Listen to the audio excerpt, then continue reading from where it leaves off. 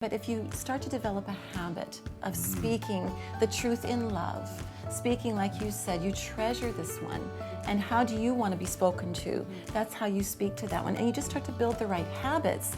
Then you find that your attitude and your actions actually follow those habits. Okay, good words from Shanti. Don't speak to your spouse any differently than you would to a friend. And now that's not just her opinion. She bases it on a lot of research for highly happy couples. And so we have, again, we have some highly happy couples with us. Yeah, we do. Mike and Diane Clemens and Eric and Kara Maines. So, you know what? It's so true that especially the tone of our voice with our spouse. Isn't it? You know, I wrote down in the back of my Bible, I collect quotes in that, and one of the quotes I wrote down years ago, 25 years ago, was the closer you come into relationship with someone, the more necessary do tact and courtesy become.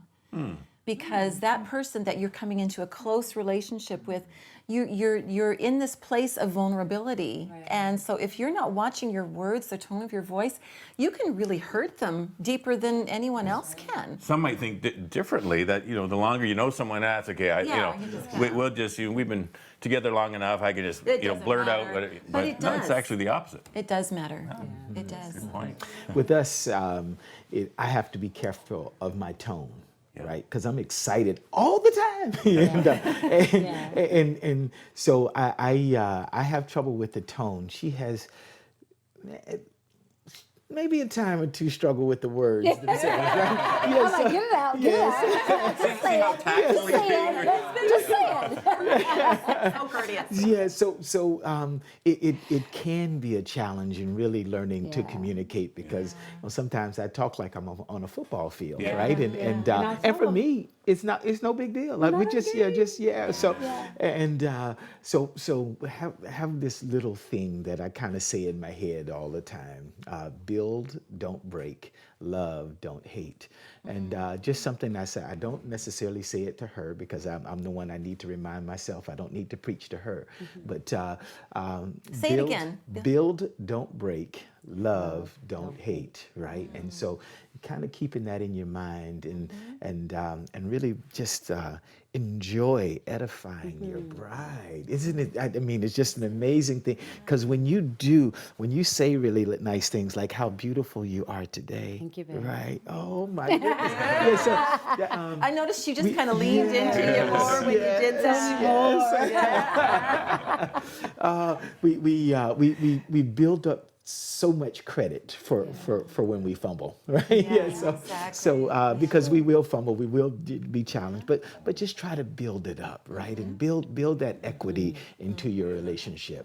So. And maybe do some of you guys have any tips for us? Because this is so easy when it's like once or twice. Maybe Eric spilled something and I was like, oh, sweetie, it's okay, let's do it together. But what happens when it's multiple times? Kind of like or a reoccurring it's a reoccurring issue. That you said, you know what, I know their heart, so I'll sweep that under the rug. But it might happen again and again. Just like maybe we need to face this head on. You talking about saying something that's hurtful or like, is that what how do you watch unintentional your tone? Unintentional hurt, unintentional Yeah. break instead of build. That's It's just kind of things that we would love to get some advice on. With some of our young guys, as we're sort of mentoring guys, they will all often come in and kind of share things with me privately, and I said, if you didn't mean it, right, don't do it. Right? So let's get to the point where we actually change the behavior. If you don't mean to do it, don't do it.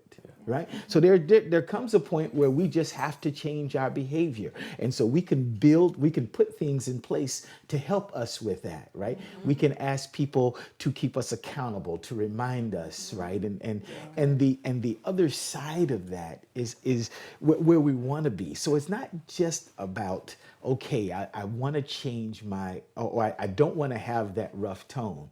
The other side of it is actually having a pleasant tone, right? So now this is, so my focus isn't on not having a rough tone. My focus is on actually having a pleasant tone. And if I'm focused on having a pleasant tone, it may not be as pleasant as I think it is, but it certainly won't be that rough tone that we... And to know and to understand that your words actually do have an impact on your spouse.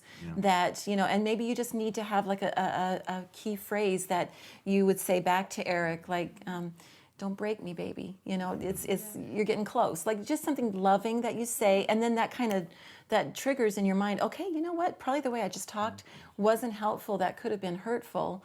And then you just kind of build the habit, like Mike said. My favorite coach was a guy named Don Matthews, and that very thing you're saying, he had a statement. If, you know, the team was struggling a little bit, you get a little bickering. He just had a statement. He says, when you hear that, just say clean.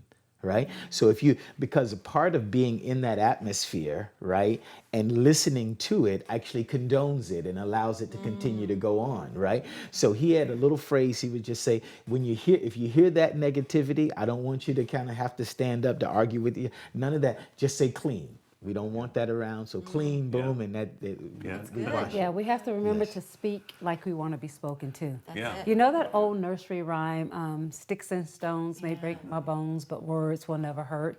But words do hurt, right? Yeah. So we have to remember that, and we have to remember to speak like we want to be spoken. A lot of the times in the Bible, it talks about the power of our words, and that the power of life and death is in the tongue, and the tongue is like a little spark, but that can, you know, set off a whole forest fire. And so, and it also talks about each of our words needs to be like a gift. You need to couch your words in such a way that you're actually giving a gift. When you say build up or edify, which is like a synonymous, those words, the Bible talks about edify one another. It's just, what words can I say that'll actually build you up? Because there's power of life and death there, because the opposite is true. What words can tear you down? It's so easy and tends to come naturally. Some people might think, well, that's just, you're asking too much now. Like this, we're talking about real life here, day-to-day living and the stress of the kids, and I'm working late and the finances aren't where they should be, and you know, you really think my words are going to be gifts all the time? No, not all the time, but if you start to develop a habit of speaking the truth in love, speaking like you said, you treasure this one, and how do you want to be spoken to? That's how you speak to that one, and you just start to build the right habits. Then you find that your attitude and your actions actually follow those habits. And that carries over to our children, right? The way we speak to our husbands, That's it. It carries over to our kids or our wives. So we really do have to be careful, because we need to build our children up, and those words that we speak to them, it makes a difference. Well, let's stay right here around this island. There's more wisdom coming. We're going to be back, and in a moment we're going to be hearing from Jimmy Evans, one of our favorite marriage teachers, about an issue in marriage that can be pretty destructive, kind of like words, but it's a Taking different it to thing. that next level. Stay with us. Secular research proves that shared control is one of the most important issues in a marriage. We are the only animals on earth that weren't designed to dominate each other.